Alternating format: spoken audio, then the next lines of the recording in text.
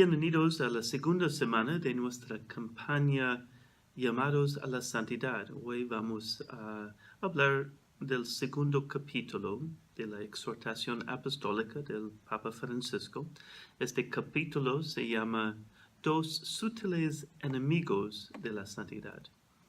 En este capítulo, el Papa dice que hay ideas, actitudes que pueden desviarnos de la verdad o la verdadera santidad, o pueden obstaculizar nuestra búsqueda de la santidad. Nos menciona dos ideas. Primero, el gnosticismo actual. El segundo es el pelagianismo actual. Probablemente son dos palabras que no reconocemos, pero creo que reconocemos las actitudes atrás. El Papa Francisco quiere llamar nuestra atención porque es fácil ser engañados por ambos, pensando que estamos en el camino hacia la santidad cuando nos enfocamos en nosotros mismos. El gnosticismo, la primera herejía que el Papa menciona, proviene de la palabra griega que significa el conocimiento. El gnosticismo ha sido una ideología constante en la historia que dice que la salvación se obtiene conociendo las cosas correctas. Las sectas han aparecido una y otra vez desde el siglo I, prometiendo que su conocimiento secreto traerá la iluminación o la salvación. El Santo Padre dice que a lo largo de la historia de la Iglesia siempre ha quedado claro que la perfección de una persona no se mide por la información o el conocimiento que posee, sino por la profundidad de su caridad. Hay varios problemas con el gnosticismo. En primer lugar, porque dan tan importancia al conocimiento intelectual, juzgan a los demás según su capacidad para comprender la complejidad de ciertas doctrinas. Hay un lugar para un uso saludable o humilde de la razón para reflexionar sobre las enseñanzas teológicas y morales del Evangelio, pero hay también otros que caen en una soberbia intelectual que busca una explicación para todo y al final juzgan todo según su intelecto. El Papa nos recuerda que Dios nos trasciende infinitamente a nosotros. Él está lleno de sorpresas y nosotros no debemos determinar cuándo o cómo lo encontraremos. Los tiempos y los lugares exactos en que Dios quiere actuar no dependen de nosotros. Alguien que quiere que todo sea claro o seguro supone controlar la trascendencia de Dios. Y controlar a Dios es un problema. Es ponerse arriba sobre Dios y no someterse a Él en la humildad. Hay un límite a la razón. Como ejemplo práctico, el Papa dice, no podemos suponer dónde está Dios y dónde no está.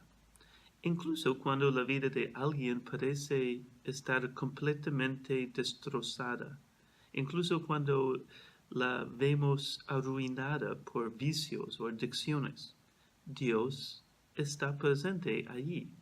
Si nos dejamos guiar por el Espíritu en lugar de nuestras propias ideas preconcebidas, podemos y debemos tratar de encontrar al Señor en toda vida humana.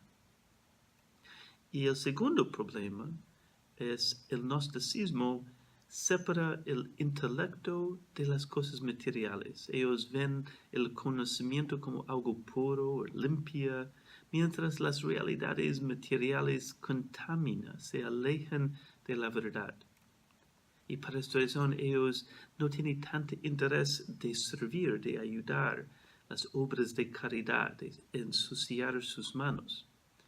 Podemos pensar, debido a que sabemos algo o no, podemos explicarlo en ciertos términos, ya somos santos. Pero el Papa dice que la santidad no es conocimiento de la verdad. Cita el Papa Juan Pablo II, que dijo a los teólogos que lo que creemos saber debe siempre motivarnos a responder más plenamente al amor de Dios. Aprendes para vivir. La teología y la santidad no son enemigos en ese sentido.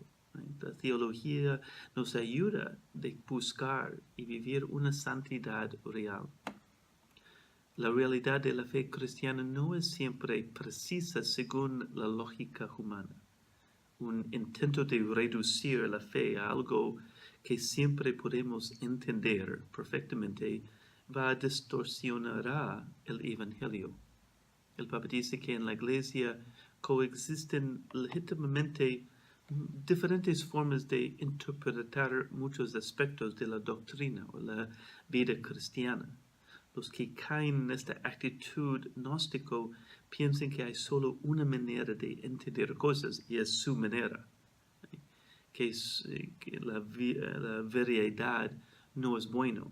Pero el Papa dice en su variedad, esta variedad de entender, de explicar cosas, ayudan a expresar más claramente las inmensas riquezas de la palabra de Dios.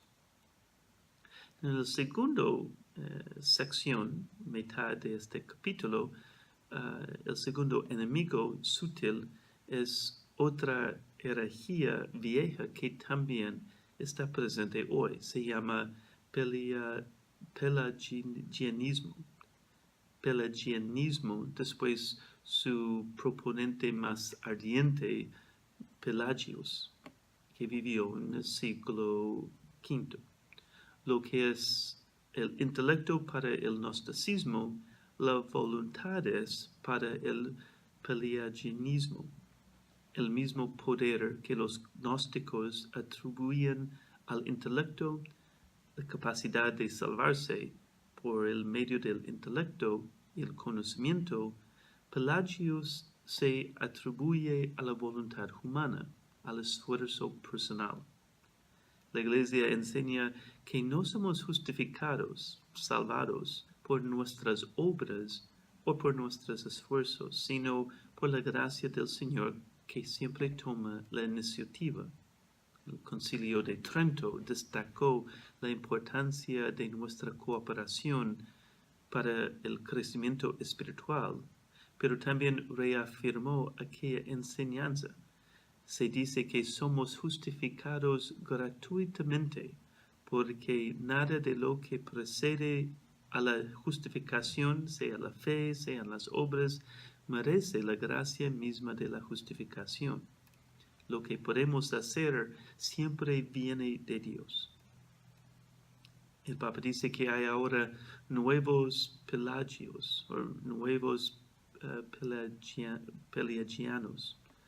Todavía hay cristianos que piensan que pueden llegar a la justificación por los propios esfuerzos, la obsesión por la ley o la fascinación por mostrar conquistas sociales y políticas, la ostentación en el cuidado de la liturgia o la doctrina. En orden de evitarlo, es sano recordar frecuentemente que existe una jerarquía de virtudes y que nos invita a buscar lo esencial. El primero son las virtudes teologales, que tiene a Dios como objeto o motivo, la fe, la esperanza y sobre todo, en el centro, la caridad. San Pablo dice que lo que cuenta de verdad es la fe que actúa por el amor. Estamos llamados a cuidar la caridad. El que ama ha cumplido la ley. Por eso la plenitud de la ley es el amor. El Papa termina este capítulo rezando que el Señor libere a la Iglesia de estas formas nuevas de gnosticismo y de pelagianismo que la complican y la detienen en su camino hacia la santidad. Estas desviaciones se expresan en diversas formas según el propio temperamento. Entonces el Papa dice, es importante, y por eso exhorto a cada uno a preguntarse y a discernir frente a Dios de qué manera pueden estar manifestándose en su propia vida. Estas dos desviaciones de ir a pensar con mi propio esfuerzo intelectual o mis propias obras, yo puedo llegar a la santidad o al cielo, pues no son una santidad. La santidad es en conexión con Dios, es mostrarse dependiente de Dios. Y en esta manera podemos pues lograr una santidad real. Pues con esto vamos a terminar para darles tiempo de discusión, de hablar sobre algunos números y algunas preguntas. Y nos vemos próxima semana para empezar el capítulo 3. Dios te bendiga.